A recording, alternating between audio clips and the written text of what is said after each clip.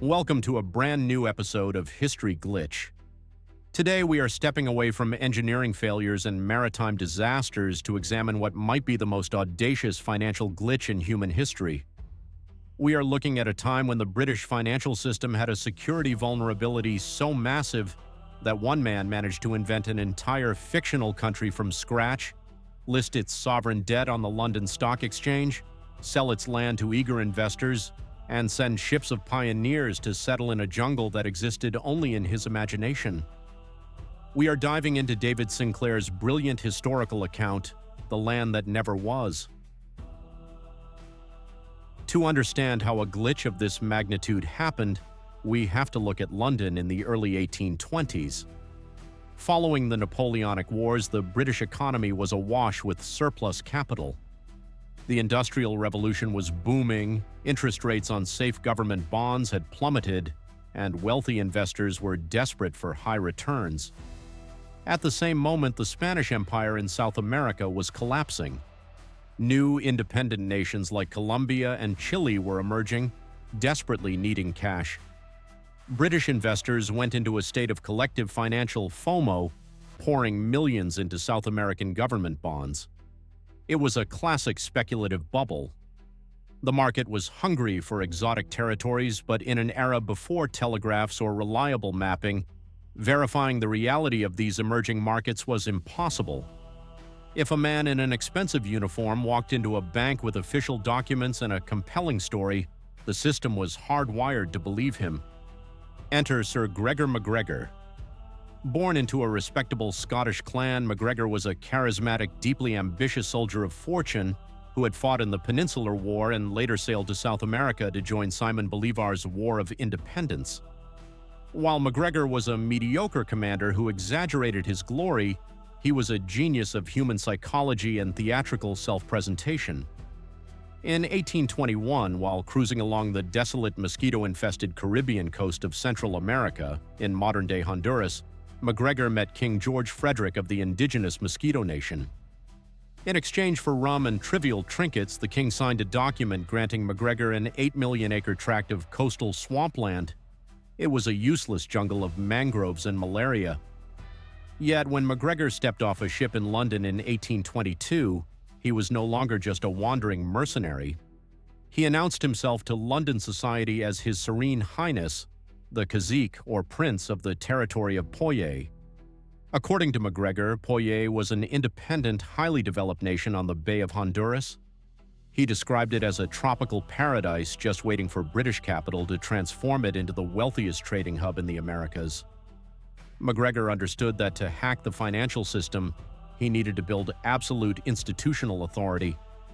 He manufactured an entire national infrastructure out of thin air, designing a green and white flag, inventing a royal coat of arms, and creating a fictional currency, tax code, and military hierarchy.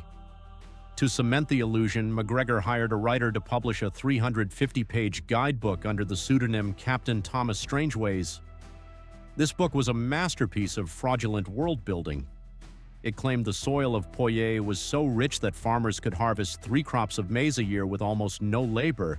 The forests were packed with valuable mahogany, and the rivers were literally paved with chunks of pure gold. The guidebook painted an intricate picture of the capital city, St. Joseph, describing broad paved boulevards, a grand government palace, a national bank, an opera house, a cathedral, and a bustling harbor. According to Strangeways, the local population was peaceful and eager to work, and the climate was completely free of tropical diseases. It was a total fabrication. St. Joseph did not exist. The opera house, bank, and golden rivers were pure fiction. The reality was a deadly swamp inhabited only by alligators and hostile parasites.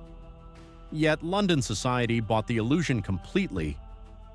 MacGregor established an official legation of Poyais in London, hosting lavish dinners for politicians and bankers while dressed in a custom uniform adorned with self-awarded medals. He began selling land certificates at 2 shillings and 6pence per acre. Hundreds of working-class Scots and Englishmen scraped together their life savings to buy deeds to land that did not exist.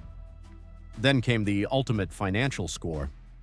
In October 1822, MacGregor floated a 200,000-pound sovereign bond issue on the London Stock Exchange, equivalent to tens of millions of dollars today. Greedy London investors, failing to conduct basic due diligence, scrambled to buy the fictional country's debt. MacGregor became an overnight millionaire, showering himself with luxury.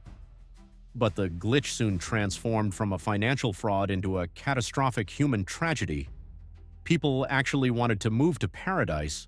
MacGregor chartered ships to transport emigrants across the Atlantic to start their new lives. In September 1822, the first ship, the Honduras packet, set sail from London with 70 settlers.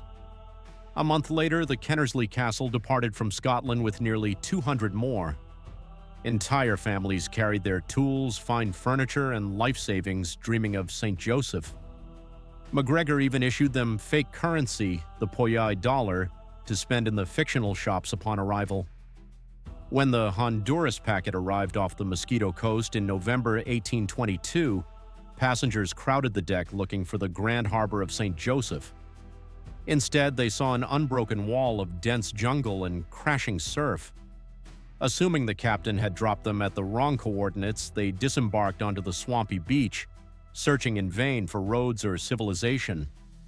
When the Kennersley Castle arrived in March 1823, dumping another 200 confused settlers onto the beach, the horrifying reality set in. There was no Poyais. They had been marooned in a malarial swamp. The situation deteriorated with terrifying speed. The tropical rainy season began, turning the camp into a flooded nightmare. With food rotting and water contaminated, yellow fever, malaria, and dysentery swept through the tents. Scottish farming tools were useless in a rainforest, and despair turned to madness. The official Poyais currency they carried was worthless paper floating in the mud.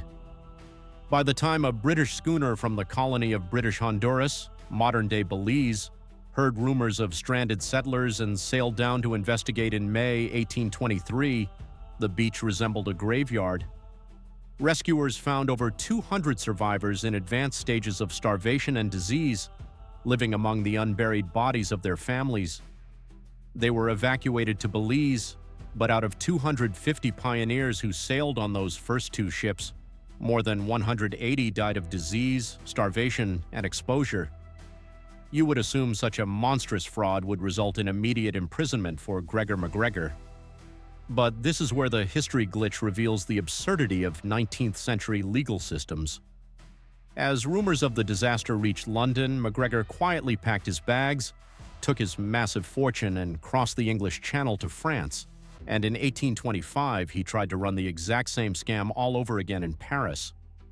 When French citizens began applying for passports to travel to a country that the Ministry of Foreign Affairs could not locate on any map, French police launched an investigation.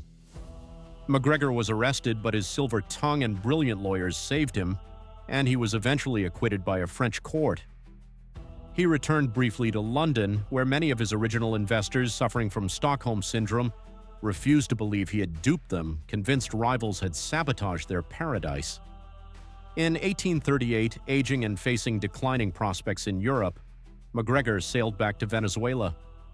Because he had genuinely fought under Bolivar 20 years earlier, he applied for his military pension.